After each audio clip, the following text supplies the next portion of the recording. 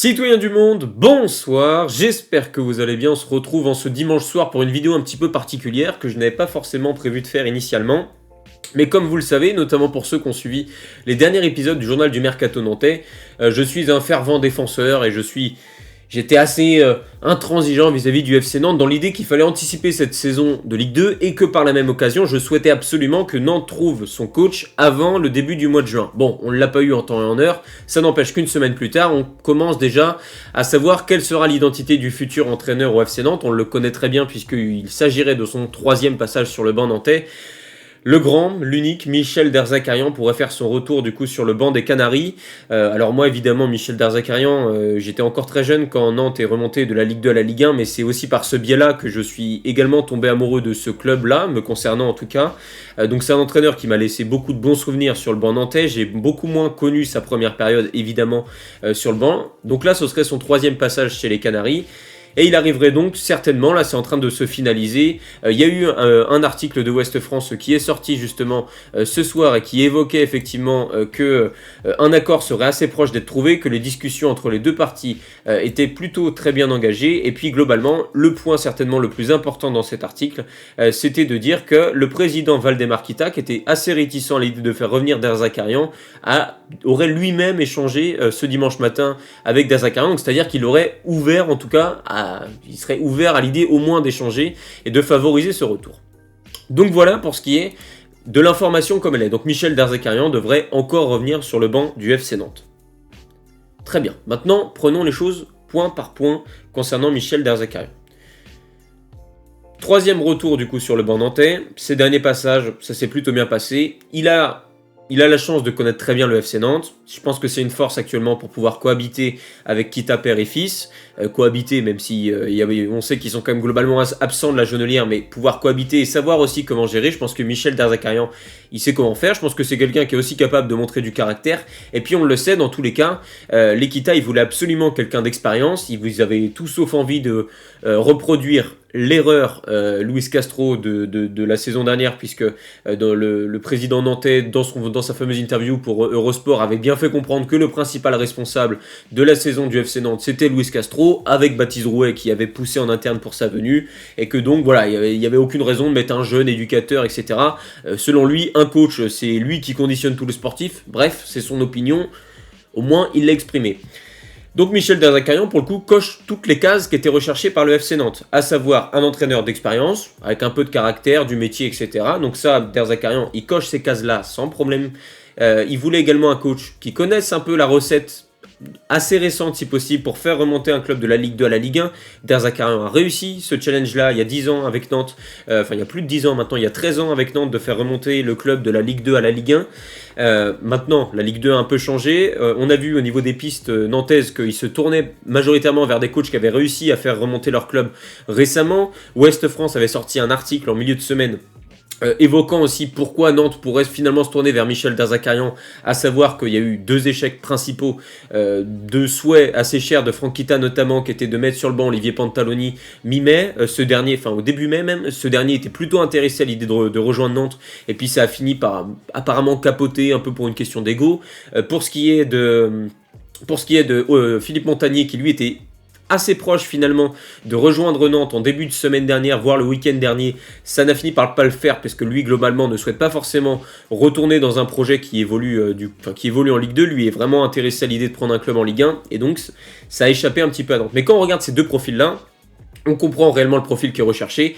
Pantaloni a fait monter Lorient de la Ligue 2 à la Ligue 1 il y a un an, et puis en plus de ça, c'est un entraîneur qui a vachement la cote parmi les tout meilleurs entraîneurs de la saison en Ligue 1 avec les Merlus. Et puis Philippe Montagnier a également réussi à faire remonter un club de la Ligue 2 à la Ligue 1.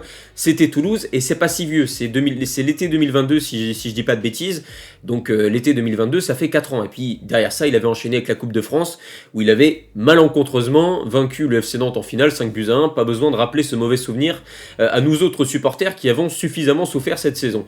Donc voilà, donc on comprend un petit peu le profil qui était recherché par la famille Kita en l'occurrence, même s'il y avait des divergences entre père et fils, et notamment sur le cas de Michel Derzakarian. C'est-à-dire que le bruit de couloir qu'on entendait de Michel Derzakarian depuis déjà plusieurs jours, c'était en gros de dire que voilà, Derzakarian, bah, finalement, c'est un peu l'option de la dernière chance, l'option un peu par défaut, c'est un peu le dernier qui reste, sinon tu te retrouves à taper dans du Guillon, Batless, etc. C'est quand même beaucoup moins, voilà, t'as beaucoup moins de certitude. Derzakarian, lui, connaît très bien le club, etc. Et donc il y avait un petit peu un bruit de couloir. Mais on sait que Valdemar Kita et Michel Derzakarian, bon, dans certains termes, ils peuvent pas trop se piffrer. Hein. On se rappelle évidemment des adieux de Michel Derzakarian à la Beaujoire en 2016, donc au moment où il quitte le club, il voulait s'adresser à la Brigade Loire, les remercier pour toutes ces années, etc. Paf, la sono à fond, on s'en souvient très bien de cet épisode-là.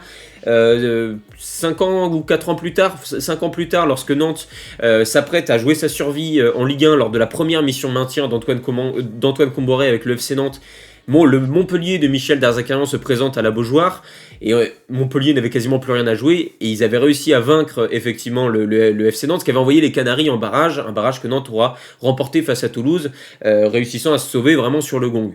Et Michel Derzakarian, qui était l'entraîneur de Montpellier à ce moment-là, avait déclaré, je crois que ça avait fait pas mal de bruit à ce moment-là, il avait déclaré « Je suis triste pour le FC Nantes, mais je suis content pour l'Equita », à propos du fait que Nantes à ce moment-là n'avait pas réussi à se sauver directement en Ligue 1 et donc devait passer par les barrages.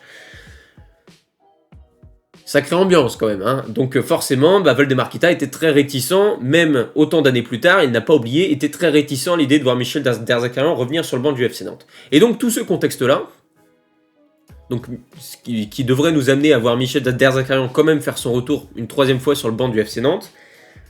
Je me dis que dans l'idée de construire un projet, dans l'idée de bien faire les choses enfin, dans l'idée de réussir à mener à bien une mission remontée rapide. Et on sait que la Ligue 2, il y a suffisamment de consultants pour Beansport qui suivent ça depuis des dizaines d'années, Robert Malm, bref, ils sont tous passés, notamment chez Ouest France, etc., pour dire à quel point la Ligue 2 était compétitive, à quel point il fallait anticiper les choses et à quel point il fallait pas prendre cette Ligue 2 pour un championnat bien inférieur à la Ligue 1, parce qu'en termes d'intensité, etc., c'est très piégeux. La Ligue 2 est un championnat piégeux par excellence, et moi-même qui regarde énormément ce championnat-là, je peux vous l'affirmer, oui, il y a un gap de niveau, notamment sur le plan technique, entre la Ligue 1 et la Ligue 2, ça c'est clair, mais en termes d'intensité physique, de duel, etc., ça y va, ça peut être très piégeux. Et surtout que Nantes va être, avec Saint-Etienne la saison prochaine, ça va être un peu la bête à battre, quoi. C'est-à-dire que tous les clubs qui vont venir à la Beaujoire, mais pour eux, c'est une occasion de dingue. C'est des joueurs qui, pour la plupart, n'auront jamais mis les pieds dans un stade aussi grand. Ils vont se dire, mais attends, mais c'est time to shine, c'est le moment de briller. Donc en fait, tu vas avoir des mecs à la Beaujoire la saison prochaine qui vont avoir le couteau entre les dents, qui vont avoir qu'une hâte, c'est te rentrer dedans et te faire très mal. Donc Nantes devra faire une saison parfaite s'ils veulent remonter immédiatement en Ligue 1. Pour faire une saison parfaite, il faut quand même avoir un contexte plutôt favorable. Et quand tu vois le contexte dans lequel arrive Michel Derzakarian, le président qui globalement ne veut pas trop de toi, mais bon, par défaut, comme il y a eu 2 refus et que derrière, il n'y a pas, voilà, y a pas trop de foule qui est vraiment intéressée à te rejoindre Nantes, donc par défaut, tu vas chercher Michel Derzakarian. C'est pas le meilleur contexte, quoi. Quand t'es le choix un peu par défaut, personnellement, je suis pas emballé. Alors oui, il connaît le club, c'est un ancien joueur en plus, et globalement, quand on regarde sur les dernières années, le peu d'entraîneurs qui ont réussi à faire des choses plutôt, enfin le peu d'entraîneurs qui ont réussi à faire des choses plutôt intéressantes sur le banc du FCN, c'est beaucoup, enfin pour beaucoup notamment Vaïd, Antoine Comboré et Michel Derzakarian, c'est des coachs qui connaissaient très bien le club et où ils avaient été joueurs. Donc c'est-à-dire qu'il y avait une vraie ADN qui était imprégnée en eux de ce qu'est le FC Nantes, même si tous ont des visions différentes, notamment pour ce qui est du contenu. Donc voilà, il y a aussi eu plutôt des réussites, notamment avec Conceição, mais il n'y en a pas eu tant que ça, hein, des réussites d'entraîneurs un peu plus exotiques ou même différents comme René Girard, Gourcuff. Il y a eu beaucoup d'entraîneurs qui sont succédés sur le banc de Nantes et au final, tu te rends compte que les entraîneurs qui sont réellement passés en tant que joueurs à Nantes, il y a plutôt un taux de réussite qui est intéressant, même s'il y a toujours des cas comme Gourvenec, etc., où ça l'a pas fait du tout. Mais bref. Derzakarian, je vais en revenir quand même à mon second argument, c'est de dire, bon bah c'est très bien, Derzakarian il nous a fait kiffer il y a plus de 10 ans maintenant, mais qu'est-il devenu ? Derrière, il a fait de belles choses à Montpellier avec le duo Laborde-Delors, ça on s'en souvient, rien à dire, implacable. Mais si on parle de ses expériences suivantes, à Brest, Michel Derzakarian, il aura fait, je crois, un petit peu moins d'1 an et demi, si je me souviens bien, donc c'était lui le prédécesseur d'Éric Roy. Et donc, bon, première saison, il maintient le club sans proposer un jeu dingue. Le club décide de continuer à miser sur lui. Et là, début de la seconde suivante, catastrophique, des résultats vraiment cataclysmiques. Il avait enchaîné plusieurs défaites importantes. Et donc, c'était à ce moment-là qu'Éric Roy était arrivé, vers octobre 2022, si je m'en souviens bien. Donc, à Brest, ça a été globalement un échec. C'est-à-dire que les derniers clubs dans lesquels est passé Michel Derzakarian, ça a été très compliqué de construire autour de lui, de construire ne serait-ce qu'une saison réussie en validant les objectifs. Alors à Brest, oui, il y a eu le maintien, mais c'était franchement pas reluisant. Et puis derrière, à Montpellier, il y a eu une courte période qui a été franchement un franc succès. Montpellier avait vraiment des sales résultats, et il était arrivé au mois de février, et jusqu'à la fin du mois de juin, donc jusqu'à la fin de saison, il avait fait des super résultats. Je crois que Montpellier sur la période était 4ème, mais par contre, pareil, début de seconde suivante, comme à Brest, catastrophique. Et c'est cette fameuse saison où Montpellier descend en Ligue 2 d'ailleurs, hein, où lui est viré vers le mois d'octobre. Donc voilà. Et puis il est en quelque sorte repêché quelques mois plus tard par Caen, en février 2025.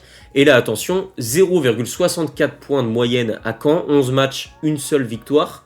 En tant qu'entraîneur de Caen, en Ligue 2 déjà, et Caen avait quand même un budget qui n'aurait pas dû les emmener en national comme ça a été le cas du coup la saison passée. Et c'est l'entraîneur qui, pour le coup, aura vécu la descente de Caen en Ligue 2. Même si, quand il était arrivé pour sa défense, Caen était déjà lanterne rouge, si je me souviens bien. Mais bon, son bilan, effectivement, sur ses dernières expériences, est franchement pas reluisant. Donc on est quand même sur un entraîneur qui, sur ses dernières expériences, il n'y a pas que des réussites. On est aussi sur un coach, forcément, qui est peut-être un petit peu en perte de vitesse, et comme beaucoup de coachs, notamment avec du caractère, un peu comme Antoine Comboiré, on leur reconnaît des qualités de pompier de service, de meneur d'hommes qui sont assez indéniables, je pense. C'est le cas pour évidemment Derzakarian, avec cette fameuse expérience à Montpellier où il avait lancé complètement El Iwahi avec Fetou Mawassa, Arnaud Nordin, bref, il avait réussi un vrai cocktail très intéressant sur une courte période avec le MHSC. Et donc, en tant que pompier de service, Michel Derzakarian, ça marche plutôt bien, même si à Caen, ça n'a pas marché du tout. Et donc, c'est pour ça que j'ai quand même quelques doutes concernant Michel Derzakarian, qui est encore une fois un homme que j'aime beaucoup. Je respecte son attachement au FC Nantes. Je respecte évidemment tout ce qui m'a fait vivre comme kiff quand moi j'étais gamin, de voir Nantes remonter en Ligue 1, de voir effectivement l'émotion, même lors du match à Sedan, etc., que j'avais vécu notamment. Bref, c'est Michel Derzakarian, moi j'en garde de très très bons souvenirs. Et limite même après son départ de Nantes, j'en ai gardé de très très bons souvenirs parce qu'il avait pris le parti un peu des supporters dans ce conflit vis-à-vis de la direction. Il disait que le FC Nantes était un peu, avait une mauvaise gestion, que les supporters ne méritaient pas ça, que le club ne méritait pas ça, ne méritait pas cette gestion-là d'Equita, etc. Il avait fait un parti pris vis-à-vis de ça. Tout ça pour 10 ans après, dans une période creuse de sa carrière où il n'a pas les résultats qu'il faut, retourner un petit peu, trahir son opinion à mes yeux, en tout cas c'est mon avis personnel, et retourner au FC Nantes. La soupe est bonne, j'ai envie de dire, évidemment, et donc je suis limite déçu de lui, quoi. Je me dis, on t'adore à Nantes, Derzakarian, on t'adore Michel, mais pourquoi revenir dans ces cas-là? Enfin, pourquoi retravailler avec l'Equita par opportunisme? C'est quoi? C'est parce que sur le marché, il n'y a plus personne qui veut de toi, et donc dans un moment de carrière où ça va pas trop, ça y est, tu te dis, allez, Nantes, allez, on peut faire fi du passé, allez, c'est bon, c'est du passé, voilà. Waouh, en tout cas, c'est pas le mariage parfait Derzakarian et le FC Nantes aujourd'hui, en l'état actuel, même si je pense que ça reste un lien qui est très fort entre Derzakarian et Nantes, mais aujourd'hui, bon, à voir. En tout cas, son expérience et le fait qu'il connaisse le club, c'est la seule chose qui peut faire à mes yeux que ça peut marcher. Maintenant, quand on regarde le contexte dans lequel il arrive, ça m'inquiète. Ses dernières expériences, ça m'inquiète, et le fait qu'il se trahisse un petit peu par rapport à toute l'opinion qu'il a pu avoir du club, le fait qu'il avait pris un peu le parti justement de défendre les supporters, de défendre l'institution, ça me déçoit un petit peu aussi. Et vous allez me dire, oui, mais regarde Arthur, Vaïd, il a fait pareil, le dernier entraîneur de Nantes, pareil, il peut pas trop piffrer l'Equita, il a déjà condamné la gestion du club, mais d'un autre côté, il est quand même revenu bosser au FC Nantes, etc. Vaïd, il arrive pour 9 matchs où il sort de sa retraite, où très clairement en conférence de presse, il n'y avait pas de langue de bois, si ce n'est certainement de la confidentialité au niveau de son contrat, mais il n'est pas revenu pour l'argent, Vaïd. Ça, on pourra me dire tout ce que vous voulez, il n'était plus en activité, il avait plus de 70 balais, c'était terminé, il a juste essayé de sauver Nantes dans une mission quasi impossible, et c'était vraiment par amour du club. Alors peut-être que c'est les mêmes motivations qui vont amener Derzakarian à faire son retour à Nantes, je l'espère, j'ai envie de dire. Mais je suis obligé de me poser la question de l'opportunisme au vu de l'état où en est sa carrière actuellement, c'est-à-dire qu'il est certainement dans une de ses périodes les plus creuses, avec une relégation de camp en national, etc. Donc bon, je me pose la question. À voir. En tout cas, vous avez mon opinion. Je suis pas ultra favorable à cette piste-là. J'aurais effectivement préféré Pantaloni de très loin. J'aurais préféré Montagnier également. J'ai bien compris que tous ces coachs-là, visiblement pour Nantes, étaient quasiment inatteignables, que l'attractivité du club était à zéro, et que donc par défaut, aller chercher Derzakarian, oui à mes yeux, il y a peut-être plus de chances que ça marche que d'aller chercher un Laurent Batles ou un David Guillon. Là-dessus, je vous rejoindrai à 100%. Donc voilà pour ce qui est de mon avis concernant le retour de Michel Derzakarian. C'est quand même une piste qui, je pense, nous a tous un peu surprise. Le point positif dans tout ça, c'est que je réclamais depuis pas mal de temps un entraîneur assez tôt dans la saison. Là, on est le 7 juin. C'est tard, ça aurait pu être plus tôt, mais ça aurait aussi pu être plus tard. Moi, je m'attendais, au vu des dernières nouvelles, et notamment du papier de Ouest France, à ce que on n'ait pas d'entraîneur quasiment jusqu'à la mi-juin, tellement Nantes a dû repartir à zéro après la piste Montagnier quasiment. Et donc, effectivement, on devrait se rapprocher effectivement d'un retour de Michel Derzakarian. Ça a été annoncé par l'équipe. Donc voilà, il faudra suivre tout ça. En tout cas, le club serait très proche d'un accord pour le retour de Derzak au FC Nantes. Il faudra évidemment surveiller tout ça. Il va falloir aussi que à Nantes, on commence à bien cibler des profils, là qu'on attaque directement, qu'on n'attende pas le 31 août pour faire notre mercato, parce que la saison elle va démarrer tambour battant dès le 8 août. On a vu avec notamment une équipe comme l'Estac de Troyes qui a très bien démarré sa saison, qu'en fait ça peut se jouer dès le début du championnat. Ta dynamique, ce que tu vas jouer dans la saison, ça peut se régler dès le début du championnat. Et derrière, voilà, il faut être en mode fusée, il faut prendre tous les points, il faudra pas tergiverser dans tous les cas. Et on va voir si Derzakarian sera l'homme de la situation pour ça. En tout cas, voilà, moi j'émets forcément quelques doutes. À Nantes, en tout cas, l'été est officiellement marqué par un retour aux sources, un retour aux basiques, le retour de Philippe Mao dans un rôle plus important. Alors pas de coordinateur sportif, mais réellement de chief scout en quelque sorte. Donc c'est vraiment lui qui va avoir la casquette du recrutement cet été, en étant quand même pas mal entouré, avec des analystes vidéo notamment, et un data je crois également. Donc voilà, et puis le retour forcément de Derzak sur le banc. Effectivement, on a un été marqué par plusieurs retours à des postes basiques, donc une équipe qui pour le coup se connaît bien, même si ça fait longtemps que Derzakarian ne bossait plus au FC Nantes. Ça va faire bizarre de le revoir sur le banc des Canaries autant de temps après. Donc voilà, n'hésitez pas comme d'habitude à me donner votre avis dans l'espace commentaire concernant la piste Michel Derzakarian. Que pensez-vous de son retour au FC Nantes? Moi je suis assez surpris, comme je l'ai dit, je vous ai pas mal indiqué mon avis, et voilà, le fait que j'émette quand même plusieurs doutes. Donc je pense qu'il y en a certainement dans les commentaires qui sont un peu plus dithyrambiques que moi concernant Michel Derzakarian par rapport aux souvenirs qu'il évoque pour beaucoup d'entre nous de la remontée en Ligue 1, etc. Donc voilà, n'hésitez pas à communiquer tout ça dans l'espace commentaire, on en débat. La chaîne existe pour ça. Moi en attendant, je vous dis à très vite pour une prochaine vidéo. Ciao tout le monde.